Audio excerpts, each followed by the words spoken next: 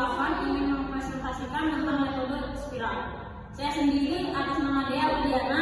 Saya Lilis Karim, saya Dilar. Yang bangun sistem aplikasi manajemen laundry berbasis Android pada Yaya Laundry. Nah, dari judul tersebut, latar belakangnya yaitu bisnis laundry sebagai bisnis yang berjalan di bidang jasa pun dirasa akan lebih mudah apabila memasukkan unsur teknologi dan informasi di dalamnya. Berdasarkan hal tersebut, muncullah ide untuk membuat aplikasi antarjemput laundry yang digunakan oleh kurir, pengantar, dan penjemput laundry untuk mendata pakaian masuk dan mendata pelanggan baru secara tepat waktu untuk dikirimkan kepada admin. Perancangan sistem informasi pelayanan jasa laundry pada Yaya Laundry. Metode spiral. Metode spiral adalah salah satu modul siklus hidup pengembangan perangkat lunak yang paling penting, yang menyediakan dukungan untuk penanganan risiko. Dalam representasi diagram, itu terlihat seperti spiral dengan banyak lob. Jumlah lob pasti lob spiral tidak diketahui dan dapat bervariasi dari proyek ke proyek. Setiap lob spiral disebut fase dari proses pengembangan perangkat lunak. Jumlah pasti fase yang dibutuhkan untuk pengembangan produk dapat divariasikan oleh manajemen proyek tergantung pada risiko proyek. Karena manajemen proyek secara dinamis ditentukan jumlah fase, maka manajemen proyek memiliki peran penting untuk mengembangkan produk penggunaan model spiral.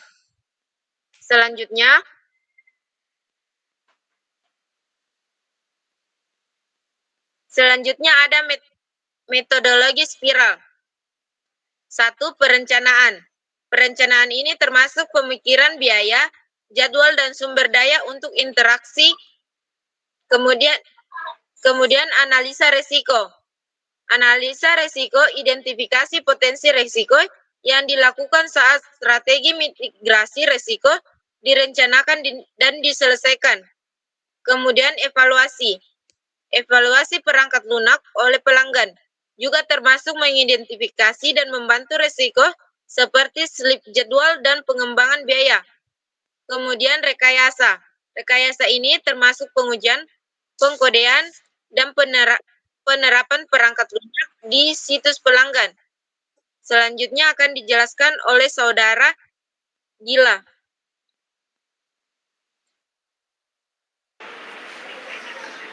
Oke, baiklah di sini kemudian ada penggunaan spiral.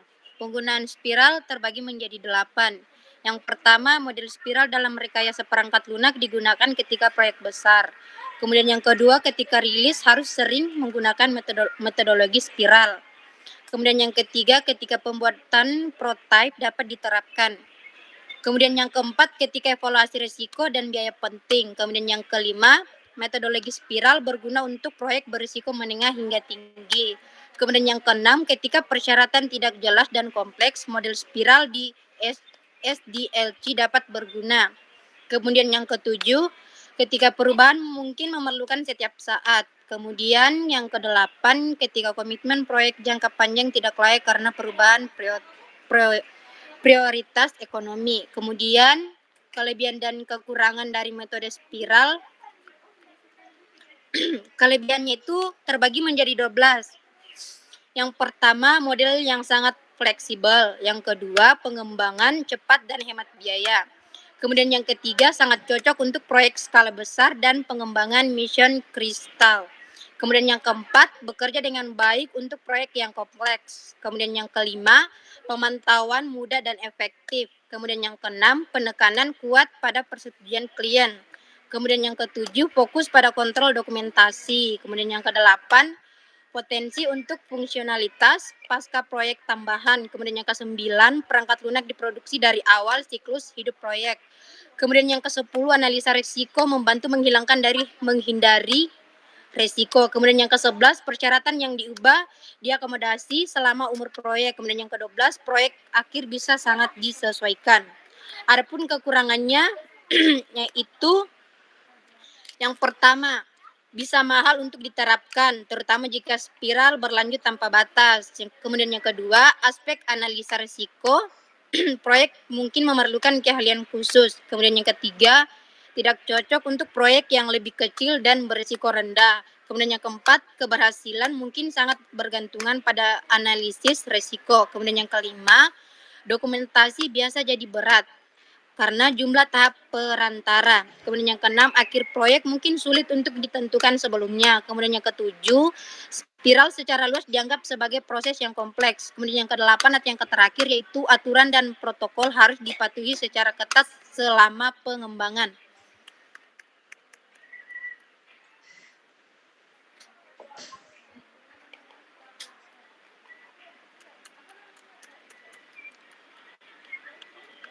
Tolong di zoom dong ininya. Use case-nya. Slide-nya tolong di zoom. Nah, ini merupakan use case pada aplikasi sistem laundry.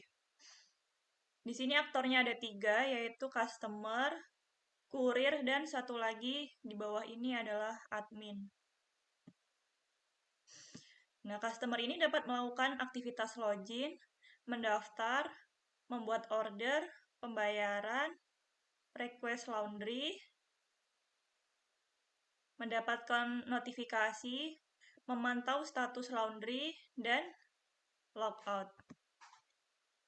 Sedangkan kurir dapat melakukan aktivitas login, dapat melihat daftar tugas, dapat memperbarui status order di bawahnya, mendapatkan notifikasi, dan melakukan logout. Dan yang terakhir merupakan aktivitas dari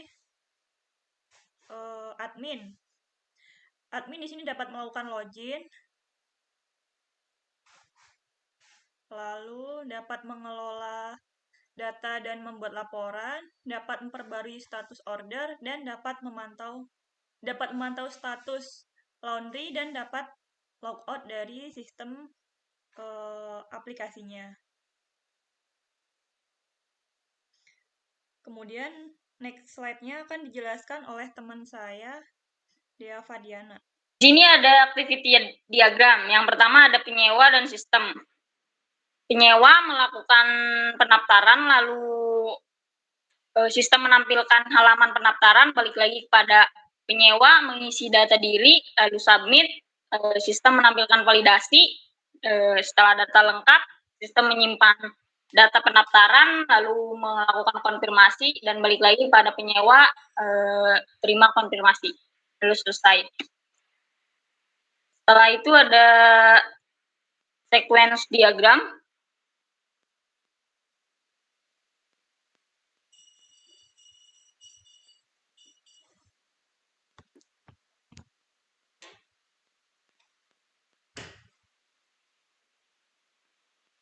Sequence diagram yaitu ada customer, admin, kurir, prom utama, prom login, login controller, lalu home. Yang pertama yaitu ada customer. Customer melakukan set ke prom utama. Admin melakukan set ke prom utama. Dan juga kurir melakukan set ke prom utama. Setelah itu, customer, admin, dan kurir masuk ke dalam halaman login dan menampilkan halaman login. Setelah melakukan masuk ke dalam halaman login,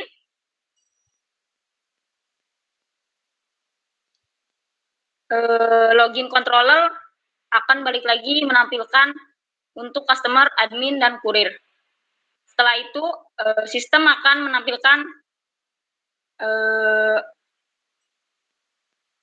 layar home. Lalu berikutnya ada kelas diagram.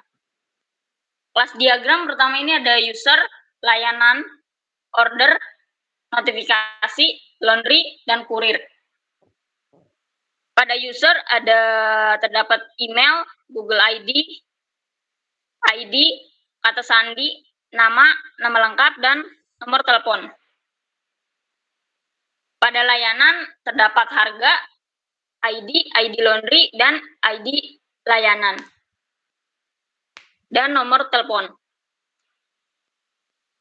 Pada kelas berikutnya ada kurir.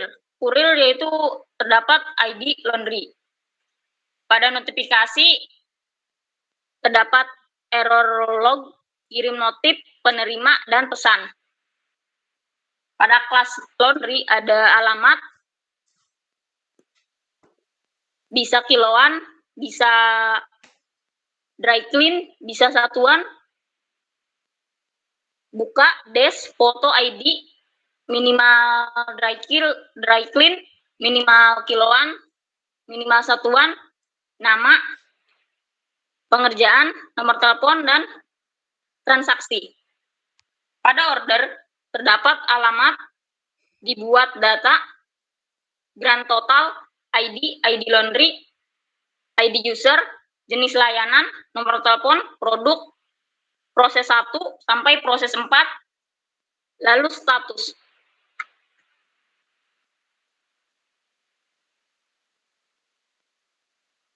Sekian yang dapat kelompok kami sampaikan, kurang lebihnya mohon maaf. Wabillahi taufiq wal hidayah. Wassalamualaikum warahmatullahi wabarakatuh. Waalaikumsalam.